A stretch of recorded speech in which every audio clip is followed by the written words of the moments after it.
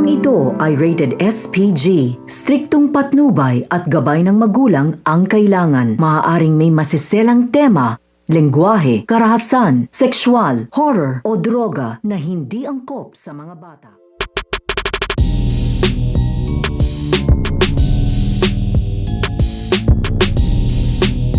Ang pagdating nito nga si Mara upang tulungan nga dito at sagipin nito nga si Cardo Dalisay. Dahil ito nga si Cardo ay hindi nga siya dito tinatantanan nito nga ni Lito, kaya naman sa pagdating nga nito nga ni Mara ay magkakaroon nga dito ng kakampi ito nga si Cardo Dalisay at ang tutulong nga sa kanya. Pero hindi nga dito makikilala nito nga ni Cardo Dalisay, ito nga tutulong nga sa kanya na isang babae dahil nakatakip nga dito ang mukha nito nga si Mara. Kaya nga ito nga si Mara ay sakto nga dito ang kanyang dating dahil muntik-muntikan na nga dito ito nga si Cardo Dalisay dahil ito nga si Lito ay hindi nga tinatantanan dito ito nga si Cardo at sa pagdating nga nito nga ni Mara ay magsasanib pwersa nga sila upang pabaksakin nga nila dito ito nga si Lito at magtatagumpay naman dito ito nga si Mara at ito nga si Cardo na mapabaksak nga nila ito nga si Lito. Kaya nga ito nga si Lito ay bumaksak na nga ito at iniwan na nga nila ito upang makatakas na nga ito nga si Cardo at ito nga si Mara at habang tumatakas nga sila dito ay magpapakilala naman dito ito nga babae